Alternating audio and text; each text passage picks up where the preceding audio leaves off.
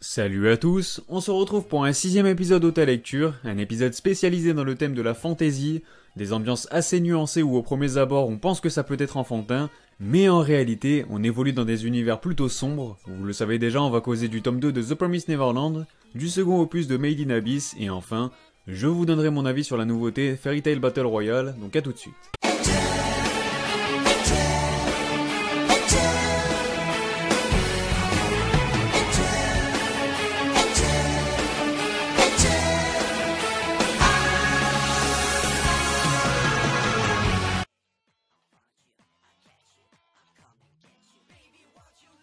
Comme d'habitude, je tiens à remercier les éditions Kazé, Ototo et Doki Doki pour m'avoir envoyé ces tomes, ça fait toujours plaisir. On parlera dans un premier temps de The Promised Neverland, ensuite on passera à Made in Abyss, puis pour conclure, on se penchera sur Fairy Tail Battle Royale.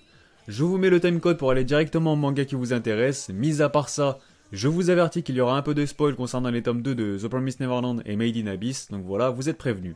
Comme convenu, on va s'attaquer au second opus de The Promised Neverland, et franchement si vous n'avez pas encore lu ce titre, jetez-vous sur les deux premiers tomes, c'est une tuerie. Que ce soit son ambiance contrastée où tu vois dans un premier temps des enfants semblant réellement respirer le bonheur, ils sont épanouis, heureux de vivre ensemble malgré le fait qu'ils ne sont pas liés par des liens de sang, mais c'est tout comme. Et bim, dès qu'on découvre les secrets qui se cachent derrière cette orphelinat qui est en réalité une ferme d'élevage, où les enfants sont réduits au statut de bétail, là on passe clairement du jour à la nuit en l'espace d'une scène, d'une petite page. J'ai beau avoir relu le premier chapitre des dizaines de fois, l'effet reste toujours le même. Je prends la même claque que les enfants prennent dans la gueule lorsqu'ils découvrent que leur quotidien est rempli de bonheur, ainsi que les liens qu'ils avaient tissés avec eux-maman ne reposaient que sur des mensonges. Bref, ajoutez à cela les coups de pression qui viennent renforcer cette ambiance un peu malsaine, pesante et surtout insoutenable pour les enfants, les protagonistes très attachants que sont Emma, Norman et Ray qui s'ébouillantent le cerveau pour élaborer des stratégies en espérant prendre le dessus sur maman et mettre en place un plan d'évasion infaillible, et voilà, aussi susceptible de sauver tout le monde, même les plus jeunes. Et maman qui vient leur mettre des bâtons dans les roues avec un charisme impressionnant, un suspense maîtrisé à la perfection et des cliffhangers pour nous tenir en haleine tout le long. Déjà en fin de chapitre ils sont incroyables, mais je vous dis pas en fin de tome, là t'as envie de te tirer une balle pour avoir le prochain. Non franchement vous ne pouvez pas passer à côté de ce manga, c'est impossible, il est déjà devenu un incontournable en très peu de temps. Sans plus attendre, on va passer à mon avis sur le tome 2, donc encore une fois, si vous ne l'avez pas lu à partir de maintenant, c'est à vos risques et périls concernant le spoil. Et donc, qu'est-ce qu'on a pensé de ce second volume? Eh bien, ma foi, c'est l'exacte continuité de tout ce que je viens de dire, certains points sont même davantage développés que dans le premier tome. Mais s'il y a bien un point que j'avais pas spécialement abordé jusque-là, mais qui pourtant me plaît énormément dans ce manga, c'est bien la façon dont est structurée l'enceinte de Gracefield House. Le fait que Isabella, donc maman, soit obligée d'effectuer un rapport quotidiennement à la hiérarchie de démons via une pièce secrète dans Gracefield House, je trouve qu'il s'agit d'un petit facteur non négligeable car à mon sens, il vient diminuer le pourcentage de chances que les héros ont de s'évader en fait. Ça paraît encore plus impossible car leur moindre erreur pourrait leur coûter cher, et même s'ils venaient à y parvenir, les démons seraient aussi vite avertis quoi. Donc s'en suivrait alors une traque impitoyable ne laissant aucune place à la pitié pour les enfants, voilà ça serait monstrueux. Si maintenant on ajoute à cela le fait que les enfants possèdent tous une puce électronique indiquant leur position, encore une fois ça renforce le sentiment d'évasion impossible. Car une fois de plus, si les enfants trouvent un moyen de désactiver ces fameuses puces, comme le soulignerait, il se peut que ça envoie un signal d'alarme aux démons et même à maman. Donc on peut se douter qu'ils réussiront à s'enfuir, mais la question reste de savoir comment, quand, avec qui, grâce à qui, ils vont laisser qui derrière eux, etc.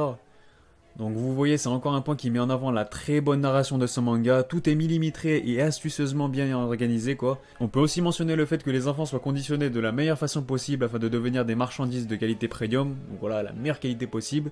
Leur intelligence est donc un facteur essentiel pour juger leur qualité, ce pourquoi les enfants ont une immense bibliothèque à leur disposition pour se cultiver, mais d'un côté, cela leur fait également office de force de frappe car il s'agit du seul contact qu'ils ont avec le monde extérieur. De ce fait, chaque livre est une source richissime, chaque info se trouvant à l'intérieur de ces derniers peuvent être cruciales. Voilà pourquoi je kifferais et je trouve son personnage très intéressant. Le mec c'est la véritable encyclopédie vivante de la bande, il apporte souvent une petite touche de sagesse mais surtout une vision plus réaliste de la situation. Ce qu'Emma a encore beaucoup de mal à faire puisqu'elle est dans l'optique de l'héroïne typique qui veut sauver absolument tout le monde, qu'importe le contexte extrêmement dangereux dans lequel il se trouve, donc voilà. Heureusement son personnage évolue très vite et gagne en maturité au fil de l'histoire, mais bon.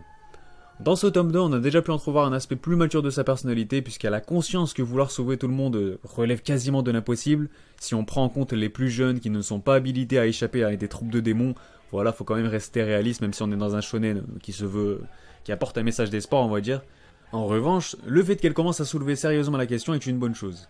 Ce second opus est plus que jamais accentué sur les faux semblants, tromper ses amis pour mieux tromper ses ennemis, un véritable jeu de chasse à la souris où le premier qui remarque le moindre petit faux pas de l'autre, bah voilà, il prend déjà un petit coup d'avance sur ce dernier.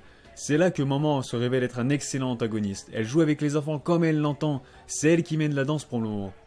Elle laisse plusieurs fois paraître qu'elle commet des erreurs, mais en fait non. Ces erreurs étaient volontaires et ont été commises pour mener les enfants soit sur des fausses pistes, soit pour conforter leur idée qu'ils pensaient juste alors qu'en réalité ils étaient dans le faux.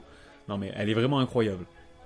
Avec le soutien de Sister Krone, elle prouve une fois de plus qu'elle a la main mise sur tout en fait. J'ai également trouvé le personnage de Sister très intéressant car elle a de l'ambition, elle ne suit pas les directions de Maman à la lettre et agit en prenant des initiatives. Malheureusement pour elle, pour le moment c'est un peu dur. Même avec ses prises d'initiative, elle se rend vite compte qu'elle joue sur un terrain où Isabella l'a indirectement emmenée en fait. Mis à part ça, Krone vient rajouter un côté toujours plus imprévisible, terrifiant j'ai envie de dire aussi, et ces coups de pression me font vraiment kiffer. J'ai vraiment hâte de voir tout ça dans l'anime car elle risque d'en faire sursauter plus d'un. Autre point excellent dans ce tome, c'est que les protas sont tellement dans l'optique de faire les choses bien pour mener à bien leur plan d'évasion, qu'ils se doivent d'envisager toutes les solutions et les pires scénarios possibles. De ce fait, ils en viennent même à se soupçonner les uns les autres et par conséquent, un sentiment de doute s'installe très vite dans l'atmosphère. Mention spéciale à Ray qui a berné tout le monde depuis le début. Le type, ça fait 6 ans qu'il connaît la vérité, 6 ans qu'il prend sur lui et essaye d'avancer malgré la douleur que peut lui procurer de voir ses frères et sœurs livrés en pâture aux démons. Après tout, c'est pas comme s'il pouvait y changer quoi que ce soit, hein. Il est impuissant le type, il était gosse, il est toujours jeune et tout. Tout seul, il peut vraiment rien faire, mais maintenant qu'il a le soutien d'Emma et Norman, même de Dawn et Gilda, la donne a changé. On parle quand même du premier personnage de l'histoire à avoir réussi la prouesse de berner totalement Maman. Voilà, c'est bien pour ça qu'il s'agit de mon protagoniste préféré. Donc vous l'avez compris, j'ai trouvé ce second opus vraiment excellent en tout point, que ce soit pour le développement des personnages, l'apparition de nouveaux forts intéressants, pour l'intrigue qui avance efficacement pour le moment car les personnages savent dans quelle direction aller, ils pèsent seulement les pour et les contre histoire de faire aucune erreur qui pourrait causer leur perte. Qui plus est, et ça c'est aussi très intéressant, c'est ils n'ont pas tous la même vision en fait. Certains comme Ray ont une vision plus réaliste, Emma est plus dans l'utopie on va dire, tandis que Norman reste celui qui prend le plus de recul sur chaque situation, et donc le plus à même de prendre en compte l'avis de chacun pour concevoir le meilleur plan d'évasion qui soit. En tout cas, The Promised Neverland est vraiment une perle, c'est un réel plaisir de vous en parler à chaque fois. Vivement le tome 3 qui est prévu pour le 22 août prochain. Je vous rappelle que vous pourrez retrouver quelques vidéos sur ce bijou dans la description. Passons au second volume de Made in Abyss, et idem que pour TPN, je lui avais déjà dédié une vidéo à la sortie de son tome 1, et c'est encore un titre que je vous recommande fortement, mais aveuglément même. Pour vous donner envie de vous y mettre en 2-3 mots, c'est simple, Made in Abyss est une aventure avec un grand A, sublimée par de magnifiques dessins où l'on suit les péripéties de deux jeunes protagonistes qui s'enfoncent toujours plus loin dans les ténèbres de l'abysse. Ce dernier est un gigantesque trou se situant à proximité de la ville d'Ors, on ne connaît ni son origine ni sa profondeur, mais on sait qu'il est plus que jamais une source de danger. Il est constitué de plusieurs niveaux, plus tu descends, plus tu te rapproches de l'enfer, et voilà c'est simple. Mais une fois que t'es descendu selon les niveaux, tu peux même être condamné à errer au fin fond de l'abysse, puisque lorsque les caverniers remontent, ils peuvent être pris de sensations de vertige, jusqu'à connaître une mort assurée en passant par la mutilation de leurs membres, etc. C'est vraiment infernal. Malgré toute la dangerosité qu'il représente, l'abysse reste quand même une source infinie de mystères et de légendes, qui incite malgré tout les caverniers à s'aventurer au fin fond de celui-ci. Sans oublier qu'on a la chance de bénéficier également d'un anime époustouflant et d'une édition française tout simplement fabuleuse, je le répéterai jamais assez. C'est vraiment un titre qui me rappelle l'ambiance de The Promised Neverland, que ce soit son richissime univers, son ambiance qui paraît féerique mais qui tourne vite au cauchemar, ses personnages attachants, ses dessins très soignés, ou tout simplement les mystères qui entourent l'abysse qui rendent l'intrigue toujours plus passionnante et captivante à suivre. C'est pour moi un titre aussi incontournable et qui mérite toute notre attention. Parler de son second volume était donc une évidence et vous pouvez compter sur moi pour les prochains. Justement j'y viens, ce deuxième opus était énorme, une pure tuerie mais c'était un truc de fou. Contrairement à celui-ci, le tome 1 ne se contentait que de nous présenter les bases de l'histoire en passant par l'univers, le contexte dans lequel évoluent les protagonistes, et l'auteur prenait également le temps pour nous présenter nos petits héros tout simplement. Le tome se concluait donc sur Rico et Legu qui s'aventuraient dans l'abysse, et même si j'ai vu l'anime, j'avais qu'une hâte, voir concrètement le rendu de l'abysse dans le manga, parce que pour moi j'ai jamais lu le manga, c'est une découverte aussi. Car déjà que dans l'anime il paraît assez terrifiant avec une ambiance totalement éprouvante, l'air semble vraiment irrespirable pour les héros quoi. Eh bien je dois vous avouer que le manga me bluffe davantage à ce niveau-là. C'est essentiellement dû au sublime dessin mais aussi au style particulier d'Akihito Tsukushi. Je vous en avais déjà parlé d'ailleurs, son style est... C'est un peu une sorte de crayonné on va dire. Et le fait qu'il utilise très peu de noir rend ses planches un peu plus sombres. Contrairement à l'anime qui se veut plus coloré forcément, Dans le manga, les décors sont tout autant époustouflants, mais c'est moins évident de les distinguer quoi, de façon nette. De ce fait, on s'attarde un peu plus sur les différents paysages que l'on découvre en même temps que Rico et les goûts, et l'auteur fait ainsi également appel à notre imagination, car plus on avance, plus on se rend compte que l'environnement est très hostile, on se demande si les protas parviendront à en sortir indemnes, mais on sait d'avance que cette tâche se relèvera de l'impossible quoi. C'est littéralement impensable qu'ils en sortent indemnes, alors que, voilà, on a conscience du danger quoi. Et pour s'en convaincre, il n'y a qu'à voir leur premier pas dans l'abysse, hein. Ils sont pris en chasse par des créatures monstrueuses, certaines sont même plutôt rusées, hein, et elles n'hésitent pas à imiter leurs victimes pour mieux en attirer d'autres. On se trouve à peine au premier niveau et pourtant on sent que nos deux petits protagonistes peuvent y passer à tout moment, c'est dingue quoi. Que ce soit le paysage qui se veut hostile de nature, hein, on a des forêts à l'envers, un climat déjà imprévisible puisque d'un niveau à l'autre on peut être frappé par un froid glacial ou tout simplement le risque de tomber dans le vide. Ajoutez à cela la cruauté des créatures qui déchiquetent littéralement leurs victimes, on constate déjà à quel point l'abysse ne fait de cadeau à personne. Dire que là on parle seulement des premiers niveaux, ça va être quoi quand on arrivera au 7ème? Mais même pas, rien qu'au 4ème ou au 5ème ça va être terrible. À ce rythme là, voilà, je suis impatient qu'on y arrive quoi. Et je sais pas, cet abysse a vraiment un côté mythique, je trouve, car d'un côté, tout le monde connaît son extrême dangerosité, personne sait ce qu'il se trouve au fin fond, mais pourtant, l'origine de ce dernier est tellement inconnue que les habitants d'Ors en ont fait une divinité, quoi. Certains la vénèrent même bien plus qu'un dieu. C'est bien l'un des rares mangas que je trouve fascinant à lire, car plus on avance, plus on découvre un territoire inconnu, et j'aime le côté insouciant de Rico. Elle rêve de retrouver sa mère pour qu'elle lui apporte les réponses à toutes ses questions. Pourquoi l'attend-elle au fond de l'abysse malgré les risques que sa fille doit encourir pour cela? Enfin bref, en tout cas Rico est très déterminée à la retrouver. Et j'aime aussi cette part d'insouciance chez elle car c'est cet aspect qui la fera évoluer. Elle sera vite rattrapée par la réalité, ça c'est sûr. Le développement de l'égout est tout aussi intéressant pour le moment. Il ne connaît pas ses origines, il a perdu la mémoire et s'aventure lui aussi dans les tréfonds de l'abysse pour y trouver ses réponses aussi. Faut dire qu'il apporte aussi une bonne dose d'action bien classe avec son pouvoir d'incinération, qu'il ne maîtrise et ne contrôle pas encore totalement. Il est même illimité puisqu'à chaque fois qu'il l'utilise, ça l'épuise et le gonze il doit dormir pour récupérer ses forces. C'est d'autant plus intéressant car d'un côté il l'utilise pour protéger son ami, mais paradoxalement, une fois ceci accompli, il est quand même contraint de la laisser seule sans défense le temps de se taper une petite sieste histoire de récupérer ses forces quoi. Que dire de plus si ce n'est que j'ai trouvé le personnage d'Ozen bien plus terrifiant que dans l'anime, le fait que son visage ne soit pas dessiné systématiquement, mais justement remplacé par une ombre bien sombre, ça la rend vraiment flippante. Croyez-moi, j'aimerais pas être à la place des enfants. En tout cas, j'ai vraiment adoré ce tome 2, il y avait de tout, de l'action, des dessins somptueux encore une fois, la quête des protas qui avance, de nouveaux personnages fort intrigants, ou tout simplement la découverte de l'abysse qui reste toujours aussi mystérieux pas après pas quoi. A noter que le 3ème tome est prévu pour le 21 septembre prochain, putain j'ai vraiment hâte. Et pour conclure, place à une petite découverte maintenant puisque j'ai eu l'occasion de lire le premier opus de Fairy Tail Battle Royale et je vous arrête tout de suite. Ça n'a rien à voir avec Fairy Tail, maintenant que c'est dit, voici une petite présentation rapide du manga. Fairy Tail Battle Royale est un manga dessiné et scénarisé par Ina Sorasho qui a débuté en 2016 dans le magazine Genepixive. Il compte à ce jour 3 volumes parus aux éditions Media Factory et pour le moment, un volume en France est sorti chez Doki Doki. Le second volume est d'ailleurs attendu pour le 12 septembre prochain. Le petit synopsis qui va avec. Régulièrement harcelé par ses camarades, Aoba découvre par hasard un étrange contrat.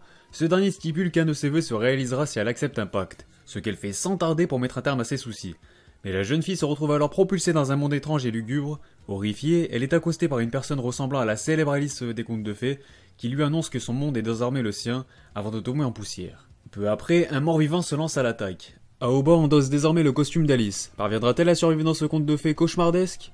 Bon, c'est simple, vous prenez Dreamland, vous le mélangez avec Sirène, avec une ambiance un peu dans le même style que TPN et Made in Abyss précédemment cités dans le sens où on nous offre d'abord un univers qui paraît enfantin et féerique, jusqu'à ce qu'on bascule dans un univers beaucoup plus sombre, vous assaisonnez ensuite le tout avec une petite pincée du concept de Battle Royale, et vous obtenez Fairy Tail Battle Royale. Ouais, je sais que je t'ai déjà vendu le truc, mais t'inquiète, c'est pas fini. Bon, tout d'abord, ce que j'ai fortement apprécié, c'est la façon dont sont amenées les choses. Je ne parle pas forcément de la narration, ni spécialement de la mise en scène, mais tout simplement de l'histoire en tant que telle. L'histoire prend place avec la vie quotidienne d'Aoba, une jeune lycéenne qui se fait persécuter et subit systématiquement des brimades de ses camarades de classe. Autant dire qu'elle a une petite vie de merde, assez morose, mais elle fait avec et ne semble pas pour autant dépressive. Son seul moyen pour s'évader de tout cela n'est autre que la lecture de contes de fées, dont le célèbre conte Alice au Pays des Merveilles qui la fascine tant. Elle aspire même à écrire sa propre histoire. Comme je l'ai déjà mentionné avec le synopsis, un beau jour alors qu'elle se fait une fois de plus harceler par des filles de sa classe, elle remarque qu'un contrat se trouve sur sa table. Ce dernier stipule qu'elle pourrait devenir amie avec tous ses camarades qui la font chier, mais en contrepartie, Aoba devra devenir Alice. Bon, sur le coup ça l'intrigue, le soir même en rentrant chez elle, elle joue le jeu sans trop y croire et finit par jeter le contrat à la poubelle. Or, le lendemain, et c'est là que ça devient intéressant, elle se rend compte que les filles qui la faisaient chier sont étrangement devenues gentilles avec elle, comme si de rien n'était, comme l'indiquait le contrat en fait. Elle se retrouve alors ensuite projetée dans un monde étrange mais surtout lugubre. Aoba se rend vite compte qu'il s'agit d'un monde fantastique lui rappelant ses contes de fées, mais pourtant cela reste totalement différent de tout ce qu'elle avait pu lire jusqu'à présent. Pour elle, c'est donc une redécouverte de ces fameux contes dans sa réalité, entre guillemets on va dire, mais elle se rend vite compte que tout est beaucoup moins chaleureux et féerique que les contes qui la fascinent tant. Qui plus est, dès son entrée dans ce monde, elle remarque qu'un livre lui est destiné, et vu les nombreuses pages vierges de celui-ci, elle va semble-t-il devoir finir d'écrire l'histoire pour sortir vivante de ce monde infernal. Ah, je vous dis pas, on croise des espèces de zombies bien dégueulasses mais super bien dessinés, franchement ils sont bien nombreux, ils font un petit côté flippant quoi. L'intrigue prend vite place dans un univers apocalyptique, tout est ravagé autour de Aoba, les paysages y sont dévastés, et on se demande vite comment elle va faire pour survivre dans un environnement si hostile. Ajoutez à cela qu'il y a d'autres protagonistes dans la même situation qu'elle, tous sont également liés à un conte de fées en particulier, on a donc des jolies références aux fables de La Fontaine, aux petits chaperons rouges et j'en passe, et j'espère qu'il y en aura d'autres comme ça, c'est vachement cool. Ils sont tous revisités façon manga, dans un trait plus seinen, plus mature, plus violent, et c'est cet aspect qui reste également très plaisant. Donc pour le moment, vous l'avez compris, on est loin du concept de Battle Royale classique, cette histoire de livre à finir d'écrire, ce côté survie dans un monde apocalyptique, etc. On sent clairement qu'on est au-delà d'un simple Battle Royale, et ça c'est cool. A noter que l'auteur ne délaisse pas pour autant le quotidien de l'héroïne, on a également l'occasion de revenir dans son monde, le monde réel, forcément elle s'interroge, elle se pose des questions, comment s'est-elle rendue dans ce monde si étrange, quand pourra-t-elle y retourner, comment ne pas y retourner surtout, mais bon, vu qu'elle a signé un contrat, elle va bien devoir être obligée d'y retourner, et malheureusement pour elle, mais j'ai envie de dire heureusement pour nous, sinon ça serait pas intéressant. Son évolution va rapidement devenir très intéressante à suivre pour le coup. En tout cas, ce fut une superbe découverte, j'ai vraiment hâte de lire la suite pour voir comment tout cela va évoluer. J'espère que l'auteur continuera d'aller dans ce sens pour la suite, parce que c'est vraiment une lecture rafraîchissante pour un Battle Royale, et forcément je ne peux que vous conseiller cette lecture. Sur ce, la vidéo est terminée, n'hésitez pas à me donner votre avis sur cette dernière et sur les titres concernés dans les commentaires, ça serait cool. N'oubliez pas le petit like si la vidéo vous a plu et si vous souhaitez soutenir la chaîne tout simplement. Vous pouvez également soutenir mon tas sur Utip. Pensez à vous abonner si ce n'est pas encore fait et si vous ne voulez pas manquer les prochains épisodes tout simplement. Le prochain portera d'ailleurs sur quelques nouveautés de chez Doki Doki. Enfin bref, sur ce moi je vous dis, on se reverra.